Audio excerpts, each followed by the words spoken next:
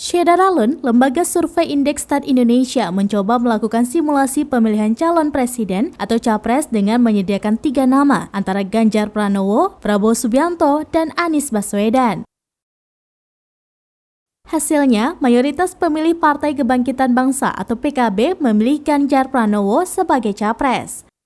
Wawancara survei diselenggarakan secara tatap muka pada tanggal 10 hingga 19 Oktober 2022. Ada 1.200 responden dipilih secara acak dengan menggunakan metode multi-stage random sampling dengan margin of error kurang lebih 2,8% pada tingkat kepercayaan 95%.